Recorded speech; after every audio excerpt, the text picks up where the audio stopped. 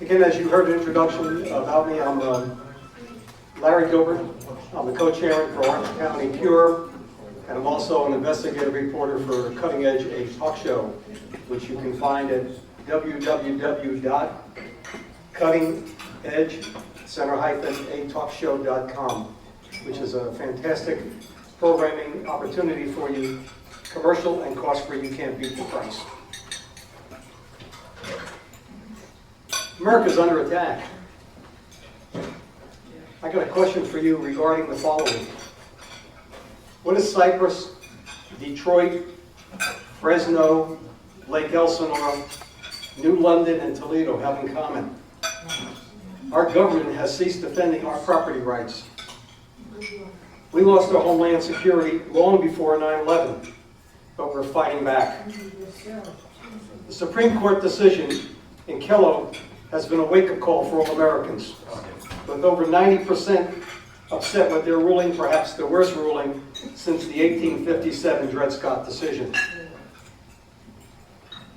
I'm going to cover 8 key areas this morning. In fact, on the way over here this morning, I decided to shift one of them to the end, because this thing can be, again, very lengthy and complex, and I'll be prepared to answer any questions you have at the end of the presentation. I think I want to start by asking or answering the question, how or why did I get involved in this fight in the first place? To my left are 2 picture boards. The top of one reads, Mission Viejo, the California Promise, declared blighted by City Council. And I'm going to stop for a minute and recognize one of my heroes, the Honorable Norman P. Murray, first mayor of the city of Mission Viejo, who would not allow the city to enter into any redevelopment agreements in the city of Mission Viejo. Norm, I thank you for that. You know, it's interesting. In 1992, Mission Viejo won an award for being one of the finest planned communities in America. The very next year, we declared our city a slum. They declared blight in half of the city. And by that I mean basically from Crown Valley Parkway all the way to the south, as well as the other side of the freeway right down the street here, where you have the stores. I was asked by Chris Norby to join him to go to Sacramento. This goes back to '97. I've been involved in this for almost 10 years, this fight. And I went up there to support Tom McClintock on one of his bills that was defeated on this subject about getting rid of redevelopment. At that meeting, I met a man named Ronzel Cato, who testified about losing his home to Roxbury Farms in Fresno for a turkey processing plant. On the picture board to my left is a photo of Ron with myself, among the other pictures that are there. A couple of months later, Tom McClintock asked me to be one of 3 guest speakers to testify before the Housing and Economic Development Committee under Tom Torlakson. So I brought 4 picture boards with me to that activity, 2 of which I have with me this morning. And I challenged that committee to tell me which of those 2 picture boards truly represents blight. The board to your left are pictures I took about 7, 8 years ago on Crown Valley Parkway, just down the street from here. That whole area was declared blighted. The picture board to the right is the older part of Mission Viejo in the north, the area that is not included in the project area. As they interviewed me during that presentation, they said, Larry, your city could not do today what happened in 1993. That's because of a change to the law by Philip Eisenberg called AB 1290, where now you have to have 2 causes at a minimum to declare a portion of your city as having blight. It's not just physical, it has to also include an economic condition. I mean, I grew up in a little city called Newark, New Jersey. I went to college there at night through the riots, and I know what blight is. And Mission Viejo is truly not a blighted city, and it bothers me because it affects, in some degree, property values.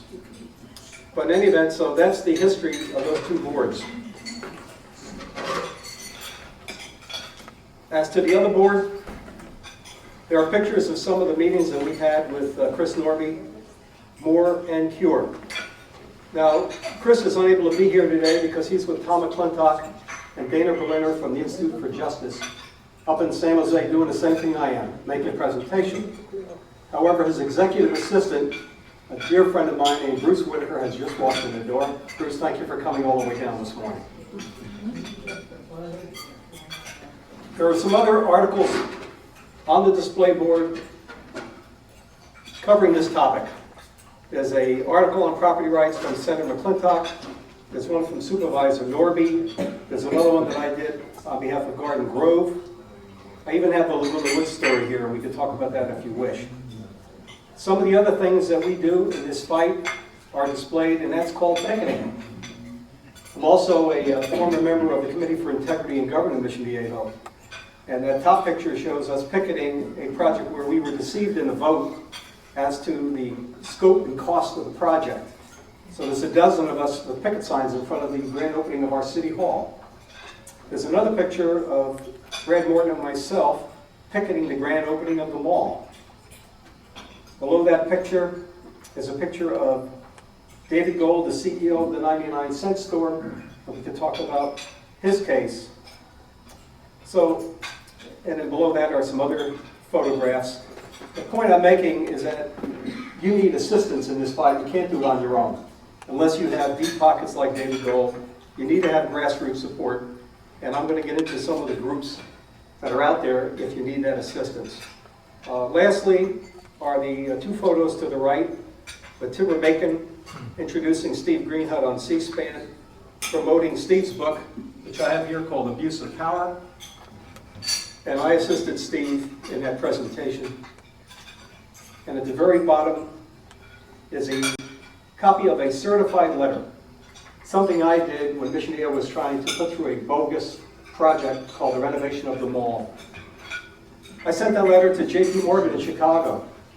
I told the city council and city manager I was going to do that because I felt that it was a bogus declaration and we didn't have the need or the right to fund that project. What they didn't know is that I sent another copy to the San Francisco office. So our former city manager contacted the people in Chicago and told them, do not accept any mail from Larry Gilbert. There's a copy of that. I have that letter in this book right here. The actual letter that was sent, never opened and rejected by J.P. Morgan. But it was received, and they did have to make note of that in their bond production paperwork. Anyhow, so much for the picture board.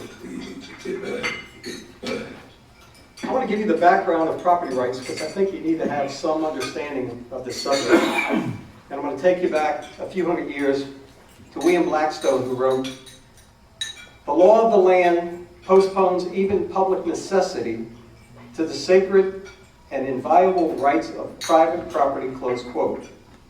The framers embodied that principle in the Constitution, allowing the government to take property not for public necessity, but instead for public use. Our forefathers relied on the common law of England, going back to the Magna Carta in 1215. As they drafted the wording of the Fifth Amendment, the last 12 words read, "Nor shall private property be taken for public use without just compensation." 18th century British Prime Minister William Pitt said that the poorest man may in his cottage bid defiance to all the forces of the crown. It may be frail. Its roof may leak. The wind may blow through it. The storm may enter. The rain may enter. But the King of England cannot enter. All his forces dare not cross the threshold of the ruined tenement, close quote. I now want to share with you where you can get assistance if anybody is threatening a taking of your property, or if you just want to get involved in the groups, some of which I've already mentioned. Moore represents municipal officials for redevelopment reform under the leadership of Chris Norby. It was formed about 8 or 9 years ago. I still have a case of these books, which we call the RUG, standing for Redevelopment, the Unknown Government. Now, it's going to take another 4 hours to get into the redevelopment story, so we won't do that today. But I encourage you to take the book. You're welcome to make notes in it. I've got some GOP pens over here that you're welcome to take. The group I belong to, which is an affiliate of Moore, is called CURE. We hold all of our conferences together. That stands for Californians United for Redevelopment Education. Some of my cohorts are up at that San Jose meeting today. and that's Gene Heinel out of Los Angeles, Sherry Curtis out of Sacramento. Alan Pilcher and myself represent the Orange County co-chairman for this area. There's another organization that you can consider joining called Castle Coalition in Washington, D.C. The gentleman is Stephen Anderson. Now, the Castle Coalition is involved with Dana Berliner, who is a senior attorney there, who spoke at the event for Kello at Supreme Court. And this is her book, Public Power, Private Gain. Stephen Greenhut is the author of Abuse of Power. I have Steve's book over here that I referred to earlier. Steve has only been in this area for about 7 years, but he has been a champion for us in this fight. He's written an unbelievable number of articles that have been supportive from Westminster and Huntington Beach and Garden Grove and all over Orange County. Dan Walters, I have a picture of Dan Walters on that board. I even had Dan write a story about the bogus declaration of blind in Mission Viejo. Dan has been involved in covering for public government affairs for 34 years, I think, at the Sacramento Bee. He too has done a commendable job of trying to educate the public on this topic. Another name I'll share with you, another organization, is called the Public Policy Institute of California. Michael Daugherty did a wonderful book called Subsidizing Redevelopment in California, and I have that book over here on my left. As far as attorneys, if you need help, Gideon Canner is one. His picture is up in the upper left-hand corner to my left. Attorney Chris Sutton out of Pasadena, who's very active in supporting the small guy, as is attorney Bob Ferguson. Chris is out of Pasadena. Bob is out of Claremont. I've also interfaced with Peter Enrich from Northeastern University. He's a law professor there working with Ralph Nader in the Midwest in Ohio. The next area I'd like to cover, again, just so that you have a little background, is a definition of blight. Now, the state of California, on January 1st, 2004, put out a 3-page report. I'll just give you some of what it says. And it's the California Debt Limit Allocation Committee. And it states that a blighted area is one that contains both of the following physical and economic liabilities. Physical conditions include unsafe or unhealthy buildings, incompatible neighboring buildings, inadequate size, lack of parking in odd-shaped lots, where economic conditions include high vacancy, low lease rates, high turnover, abandoned buildings, excessive vacant lots, a lack of necessary commercial facilities, including grocery stores, overcrowding, excessive bars and liquor stores, a high crime rate that constitutes a serious threat to the public safety and welfare. And this is found in California Health and Safety Code 33030 and 33492, which were updated by the Eisenberg bill, which I mentioned earlier.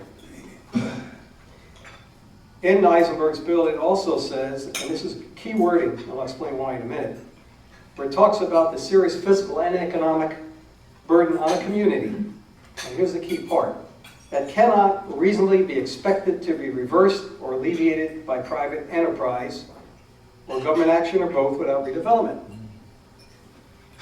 In the situation of the Mall of Mission Viejo, it was owned by DeBartolo. It was taken over by Simon Property. I would suggest that Simon Property, probably the biggest mall owner in this world, has much deeper pockets than the city of Mission Viejo. So they surely had the wherewithal financially to renovate that mall that was let to decay over a period of 20 years. I contested that. I went up to Sacramento to the Attorney General's office. I met with one of the deputies. I corresponded with her, and she sent me back a letter. I've also sent her a copy of the videotape of a city council meeting where we challenged that action.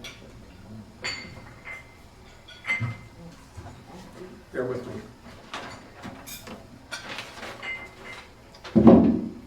This is a letter I got back from the office of Bill Lockyer. I considered and discussed this issue in connection with the earlier response, but will elaborate. You are correct. According to Health and Safety Code section, we'll get into numbers, the city and agency were required to find that, quote, no other reasonable means of financing the improvement was available to the community before committing to expend redevelopment funds for the project. I'm going to quote another part of it. Oh, key point.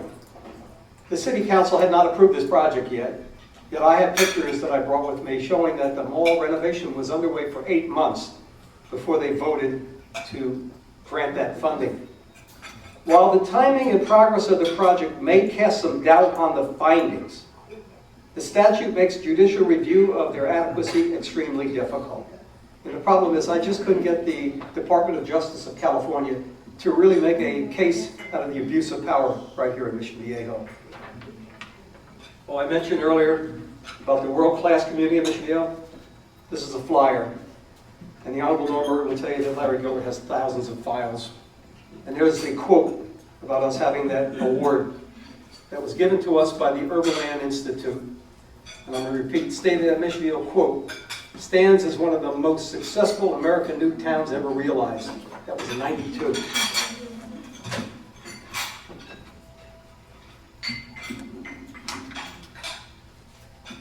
Let's talk about valid public uses, because there are some. An eminent domain, a courthouse, a military facility, police stations, prisons, public parks, railroads, roads, and schools. Those are all legitimate public uses.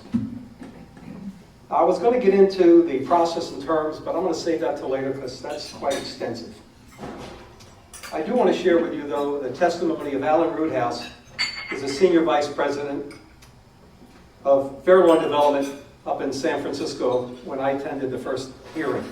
Quote, if you get over 3 or 4 properties that you have to assemble, the mechanics of it are such that you're almost guaranteed at least one, and maybe more parties who simply won't deal with you. They don't want to sell, and under our laws and property ownership rights, they don't have to. It goes on to say that implicit in redevelopment law is the notion that there are circumstances where the public good justifies violating that rule. One of the terms that you'll hear after they decide to take property, as they're going to do in Laguna Woods for City Hall, is this term called just compensation. And my advice to anybody who gets caught up in this is do not accept any offers, or at least the first offer from any city or county. I definitely wouldn't do it before retaining an attorney and getting my own appraisal. I'll give you an example of an abuse here. On Harbor Boulevard in Garden Grove, Joseph Hong had a 10-year lease on a car rental business. He was doing $2 million a year. The city offered him $16,000. After an 18-month legal battle in the courts, he was awarded $950,000. And Ron Zolcato, who lost his home, I've got to tell you about Ron Zolcato, 5th generation African American. First member of his family to be able to have a piece of America, and along came the city of Fresno and said, we've got a better use for it. Let's turn over to Roxbury Farms. And he said to us in his testimony that his neighbors were getting $10 to $20 a square foot and they gave him $1.10. Again, another illustration of unjust compensation. Now we put together what I call a 13-point program. And let me just go through them. And again, I'll take any questions you have later. I've covered some of it by the boards that you have here. And first and foremost, you better be paying attention to property decisions in your city because it can affect you. Understand the terminology, such as eminent domain, which is a condemnation of the government taking your property. Get organized and assign tasks, such as we did with the Committee for Integrity in Government. Consult or retain a property rights attorney. That's key because you really need that technical skill. Speak at city or county meetings, challenge justification, and we surely have done a lot of that in Mission Viejo. Write letters to local media. I probably had over 100 letters published, many of which had to deal with this very topic, including that orange grove that you see over there. Get your legislators to promote property right protection, as is happening right now. Picket city offices and project sites. Here on the board to my left. Join other groups such as More Cure. Oppose all future redevelopment projects. Submit petitions of supporters. It works. Endorse and support local candidates who support your cause. I got to tell you what we did in Mission Viejo. We got rid of every single one of those city council people who supported and got behind the redevelopment authority in our city. They're gone. And you can do it. We did it in 3 election cycles of 6 years. And then try to get editorial support such as the Orange County Register. One of the presentations that I did was out for a man named Les Pop out in Lake Elsinore area, Wildomar. And I went to a meeting at a VFW hall, and there were about, 100 people there, rather angry people. And it was a big map on the wall of the plan of the county of Riverside to take away 3,591 homes, because they wanted to put up $500,000 to $1 million luxury homes around the lake, which is going to happen in time, sadly. But in any event, I gave that information to Steve Greenhut, realizing, as Ronald Reagan told me a long time ago, as I read Ronald Reagan, we can accomplish anything as long as we don't concern ourselves with who gets the credit. I felt it was more important for me to have the editorial right of the Register cover the story than myself. So Steve did a wonderful editorial called Storm Over Elsinore, I think in January of 2000. But it was a way for us to get that message out, and I'll talk more about specific cases in a few minutes, including that one. I want to talk about a subject that everybody is paying attention to now because of this wake-up call. I was on the phone with Tom McClintock's chief of staff yesterday, Kirk Hudson. I know him for about 8 years, to get an update on what's happening there. SCA 15 is a legislation which he is sponsoring, but it's actually a constitutional amendment. Now, a constitutional amendment requires 2/3 voter approval of both houses, as Assemblymember Bates will tell you. It is going before the Rules Committee on Wednesday, then it goes to the Policy Committee to follow it. And I'm just going to read you some of the whereases. The title is the Homeowners Property and Protection Act. Whereas the rights guaranteed in the California Constitution are not dependent on rights guaranteed under the U.S. Constitution, and the California Constitution shall protect the rights of Californians to a greater degree than does the U.S. Constitution, nor should the term public use in the California Constitution be construed as identical to the U.S. Constitution. Whereas it is the intent of the legislature that private property shall not be taken or damaged for the use, exploitation, or management of any private property, including but not limited to the use, exploitation, or management of property taken or damaged by a corporation or other business entity for private property, as is currently permitted under the U.S. Constitution under Keller v. City of New London. So that's part of the actual text of that. In addition, Tom is a co-sponsor on ACA 22 with member LaMalfa. That title is Eminent Domain Condemnation Proceedings, and I'm guessing ACA is the Assembly's constitutional amendment. And it simply reads, quote, private property can only be taken for stated public use, close quote. Our local Assembly member, Mimi Walters, has AB 590 in the process right now. The title of this bill is Eminent Domain Private Property, and it's been referred to committee. And in its text it reads, in the exercise of eminent domain, public use does not include the taking or damaging of property for private use, including but not limited to the condemnation of non-blighted property for private business development, close quote.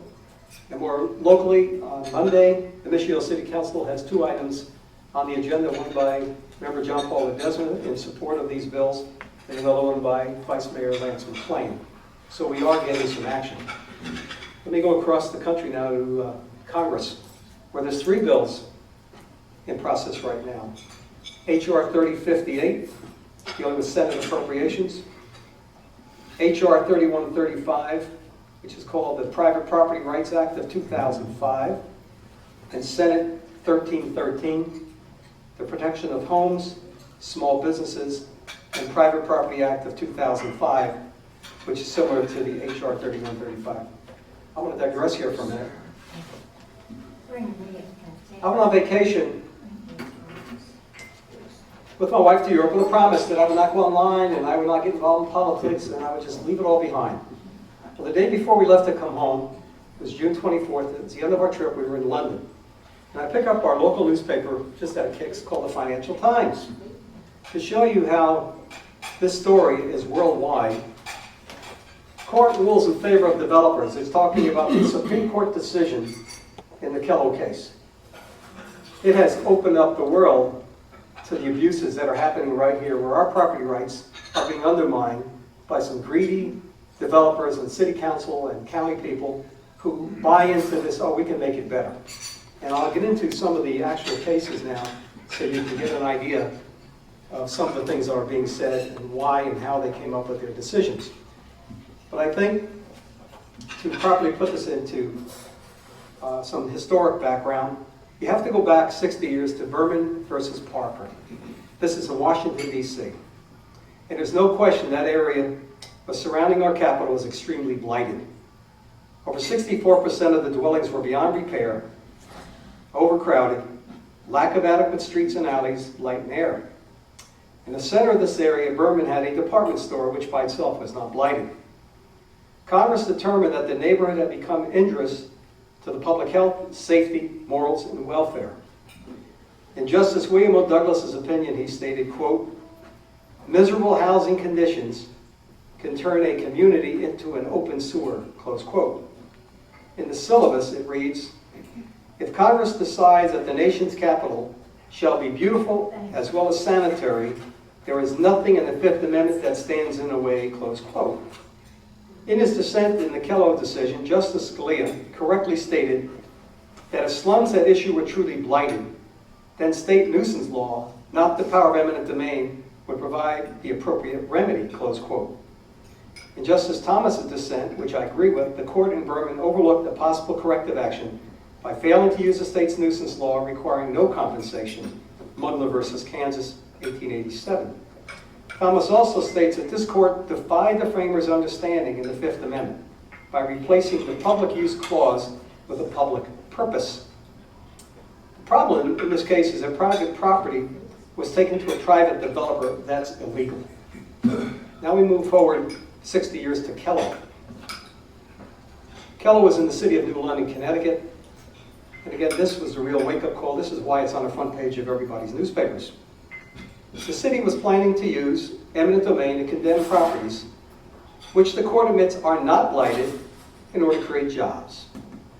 The 90-acre project along the riverfront will include a small urban village, a conference hotel, and an office building for research and development near a proposed global research center for Pfizer Pharmaceutical. In Justice Stevens' majority opinion, he states that, quote, "No allegation that any of the existing properties is blighted or otherwise in poor condition. Rather, they were condemned only because they happen to be located in the development area," close quote. The opinion goes on to state that just as we decline to second-guess the city's considered judgments about the efficacy of its development plan, we also decline to second-guess the city's determination as to what lands it needs to acquire in order to effectuate the project, close quote. There's another quote that they have. "It is not for the courts to oversee the choice boundary line, nor to sit and review on the size of a particular project area. Once the question of the public purpose has been decided, the amount and character of land to be taken for the project, and the need for a particular tract to complete the integrated plan rest in the discretion of the legislative branch." They've taken that right out of the Berman decision. Justice Andre Day O'Connor wrote that any property may now be taken for the benefit of another private party, but the fallout from the decision will not be random. The beneficiaries are likely to be those citizens with disproportionate influence and power in the political process, including large corporations and development firms, close quote. The majority opinion does want to state that, this is key here, "We emphasize that nothing in our opinion precludes any state from placing further restrictions on its exercise of the taking power. Indeed, many states already impose public use requirements that are stricter than the federal baseline. Some of these requirements have been established as a matter of state constitutional law, while others are expressed in state eminent domain statutes that carefully limit the grounds upon which takings may be exercised," close quote. And in that opinion, they referenced Chula Vista versus Rados Brothers in 2002. And that's what Tom McClintock is trying to do with his CA, with his constitutional amendment. He's trying to make sure that there's no doubt that we're not going to be trumped by anybody referring to the Kellogg decision in the future. As an update, at the present time, there are 49 co-sponsors or co-authors of the bill. 2/3 is a lot more than that when you need 120. So you need about maybe 90 or whatever the number is. There are 2 Republicans who have yet to sign, while there are Democrats who have signed on. You know what's sad about this? As the case with Ron Zolcato, the people in Washington, D.C. who were kicked out of their homes, the ones who benefit from this are the developers, the bond merchants. So as Tom McClintock said at one meeting I was at with him, this is the redevelopment plan was devised by Democrats to make Republicans rich. And you would think that the Democrats would get behind protecting the people who put them in office. And I would challenge any citizen who claims to be a Democrat to look real close and start questioning. And I have sent out emails to every single one of those Democrats telling them, you better get on the stick, you're going to be left behind. 90% of Americans want this to be brought under control. And because they're afraid of Tom perhaps running for higher office coming up pretty soon, they don't want to give Tom any kind of a victory. But Tom's a fighter, and this battle is just beginning.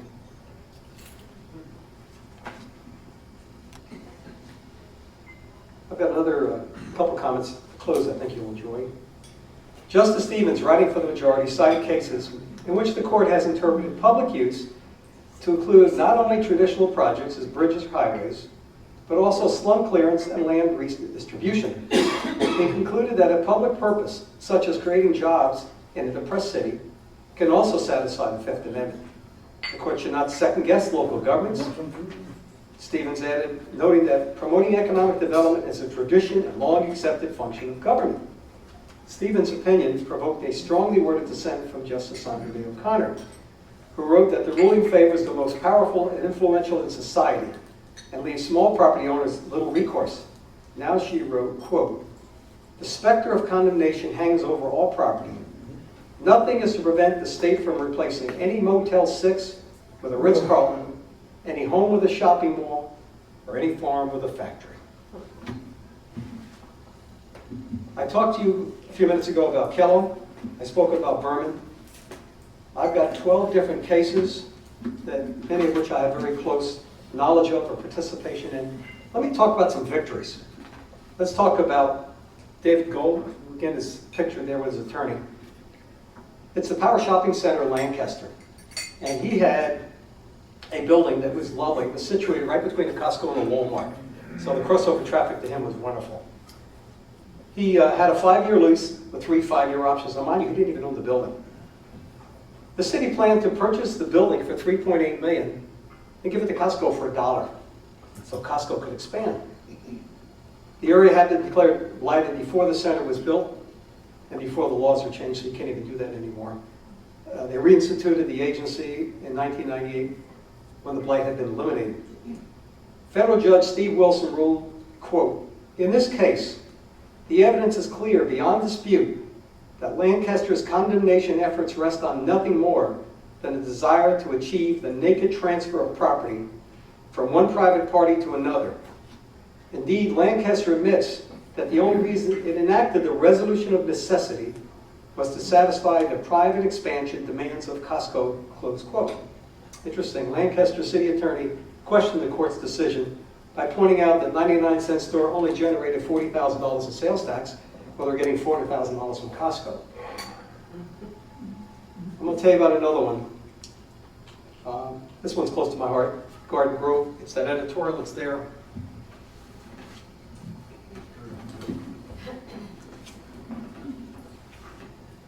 I was given this by Verla Lambert. I talked about picketing.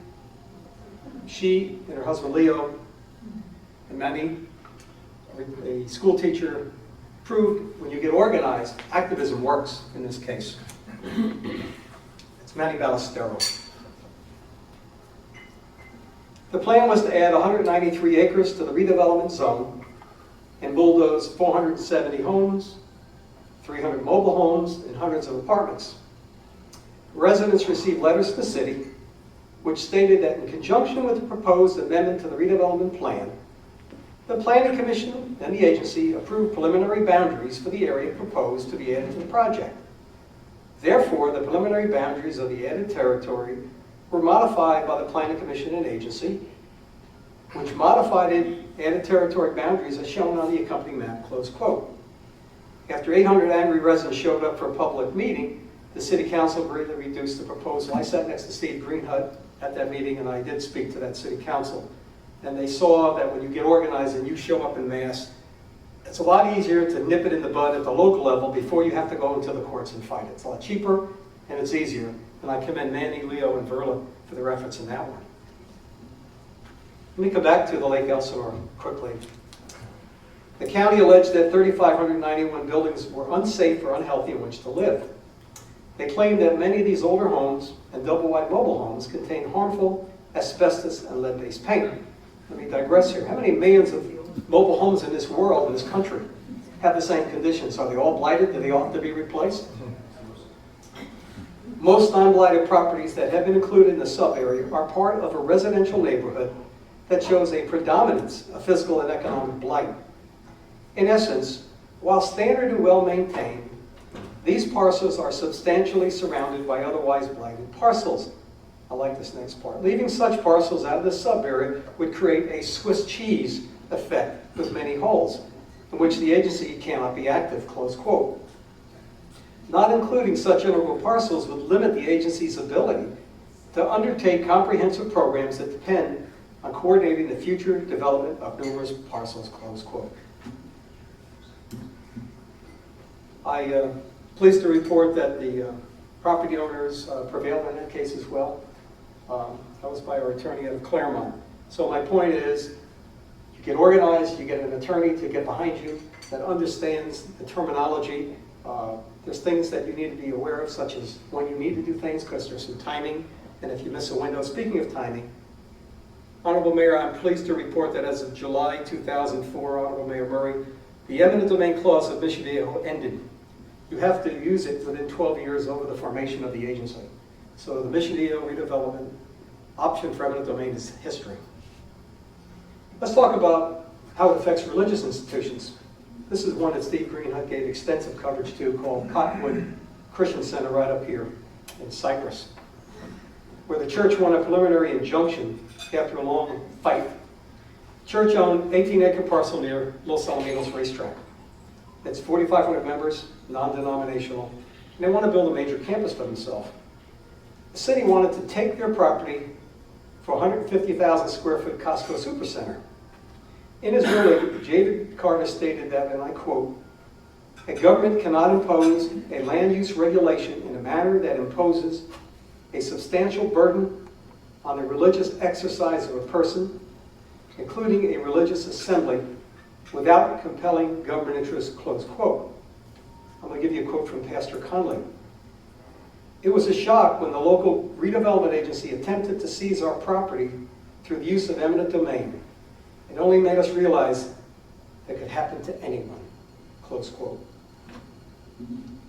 I've talked about Fresno. I can talk about Laguna Woods if you wish. Lakewood, Ohio, that was on 60 Minutes. Toledo, Ohio. Atlantic City. Let me tell you about Atlantic City for the seniors like myself in this room. Vera Koking is a widow. She opposed the taking of her property for Trump Towers Hotel and Casino about 10 years ago. The plan was to use it for a limousine parking lot. She fought the taking and she prevailed. And the court felt that once the property was taken, Trump could do anything he wanted, and he had plans to expand his casino. So here's a little old widow of 85 years of age, or whatever her age was, who said, "I'm not going to let them do it. You're not taking my land." So don't feel that you can't fight when people are trying to condemn and take your property away. Now I have, lastly, and I'm going to credit the firm of Oliver Voss, Sandifer, Murphy, and Lee, who provided part of the information that I have. One other thing on eminent domain, it requires a supermajority of a body, a legislative body, in order for that to be granted, such as a board of supervisors. 4 out of the 5 supervisors have to approve it, and the same thing with any city. Eminent domain, again, it's a condemnation, taking of your property. When can it be used? Anytime the government wants to. Can I challenge the government's right to acquire my property? You better believe it. We talked about the public use. What if I am successful in challenging the government's right to take my property? You might recover your legal costs, if there are any. But if I'm unsuccessful in challenging the right to take, do I have any liability for government costs? No, you don't. What steps must the government take in order to acquire my property by eminent domain? And basically, they have to contact you, they have to get an appraisal, have an offer to buy, they have to create what's called a resolution of necessity, hold a public hearing, have to file a case, and they have to deposit money in the bank in escrow. Get into discovery. Later on, you exchange appraisals, and then you either settle, or you go to court. And yes, you're entitled to a copy of their appraisal. You're not obligated to accept the government offer, as I said earlier. You surely can seek a higher price for the property. The government does have to give you notice before deciding to take your property by eminent domain. Earlier I mentioned the term resolution of necessity. It's a formal decision to acquire your property by using the eminent domain process. At what point in time can the government take possession of my property? All I have to give you is 90-day notice to vacate. What if I disagree with the amount of the deposit? You can ask the court for a higher sum. Just compensation, it's not just the property value, but the improvements and goodwill. If you have a business and you have to relocate, and you've spent, as Bruce Whitaker and I were up at Avo's Bistro, I think Ron was there with me as well, or with you. And here's Avo, who invested between $500,000 and $700,000 in a business where he has a lease. I think it's a 5-year lease with a couple options, right across from the Performing Arts Center. And I'm so happy that Centerline died, because Centerline was going to have a stop right where his business is. So he would have been, and the trick is, if you have a lease, you've got to make sure that you're protected, at least should the government decide to have a taking of property. Which goes to who's entitled to just compensation. It's not just the owners, the tenants also have rights. What's fair market value? You hear that expression. It's simply the highest price agreeable to both buyer and seller, based on multiple appraisals. Here's one that I researched that surprised me. At what date will my property be valued? Because the Second District Court back in May just clarified that issue. It's the date of deposit for just compensation. If you're in court for a year and a half and a property goes up in value, the city or the developer is going, he's the one who benefits from it, not you.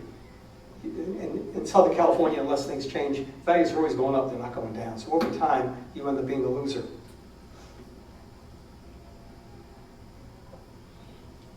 Another question is, what if only part of my property is taken? You get a severance damage, such as they take frontage. I think they've done that in Newport Beach, Ron, or Costa Mesa. Improvements, yes, you get value in place, not just salvage value. And you file a validation action to challenge any bogus declaration of blight. Are business losses compensated? Again, it goes back to goodwill, but you better demonstrate sustainable cash flow. Am I entitled to interest during this time period? Yes, you are. And last on this issue, attorneys, basically, there's a floor. The floors which are offered. What you end up getting, such as the case where it went from $16,950, the attorneys work on a contingency normally, and they get, depending on what you negotiate, 25% of that increase. It's just like tax increment financing. It's the difference between what you already were given as opposed to what you ultimately end up getting. Complex subject. I know when I read the flyer, I said, this is good. Jim Rhoda sends it to me. He says, we come to these meetings to have fun. This is not a fun topic. But it's a topic that is on the front pages, as I said earlier. It's something that can happen not just to you, your business, a relative somewhere else in the country. And you need to know how to defend yourself. And I think that coming to these events and showing support, one of the good things that we find in going to all these war conferences is that you're surrounded by people who've had the same grief that you had. There's another case I didn't want to get into, but I'll share quickly. I met a man who owned some vacant land in LA. And the city was going to buy from him, and they were offering him a very low value. And he says, no, I don't want to sell. I said, well, it's not worth anything. The city wanted to put up a thing called the Staples Center.